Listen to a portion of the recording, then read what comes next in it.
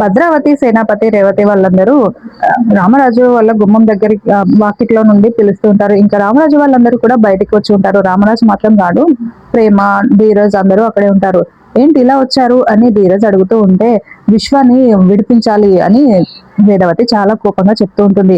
ఎందుకు విడిపించాలి? వాడు చేసిన తప్పుకి శిక్ష పడింది, దానికి విడిపించడం ఎందుకు అని అంటూ ఉంటే, అలా కాదు, మీరు కావాలనే వాడి మీద లేనిపోయినవన్నీ పెట్టి కేసు పెట్టారు, వాడిని విడిపించండి, ఎలాగైనా సరే వాడిని విడిపించాలి, వాడు బయటికి తీసుకురావాలి అని భద్రావతి చెప్తూ ఉంటే, అవునా, ఒకవేళ వాడిని విడిపించాలంటే మీరు ఏమైనా చేస్తారా అని అడుగుతూ ఉంటాడు.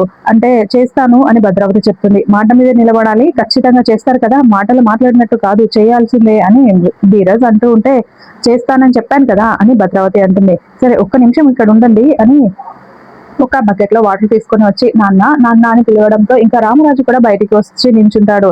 ఇదిగో ఈ బకెట్ లో వాటర్ ఉన్నాయి కదా, ఈ వాటర్ తో మా నాన్న కాళ్ళు కడిగి మా నాన్న కాళ్ళు పట్టుకొని క్షమించమని అడగండి మీరు చేసిన తప్పులన్నింటికి. అప్పుడు నేను వెంటనే ధీరజ్ ని 10 నిమిషాల్లో ఇంటికి, విశ్వాన్ని 10 నిమిషాల్లో ఇంటికి తీసుకొచ్చేస్తాను అని ధీరజ్ చెప్తూ ఉంటే, ఇంకా సేనాపతికి చాలా కోపం వచ్చి, రే ఏంట్రా ఏం మాట్లాడుతున్నావు అని కొట్టడానికి మీదికి వెళ్తూ ఉంటే భద్రావతి చేయి పెట్టి ఆగమని ఆపుతుంది. ఇంకా అలా భద్రావతి నెమ్మదిగా బకెట్ దగ్గరికి వచ్చి బకెట్ తీసుకుంటూ ఉంటుంది. మరి రామరాజు కాళ్ళు కడుగుతుందా, ఆ బకెట్ నీళ్ళు తీసుకొని వెళ్ళి రామరాజు మొహం మీద కొడుతుందా, ఏం జరుగుతుందో వచ్చే ఎపిసోడ్ లో తెలుసుకుందాం. Thank you for watching.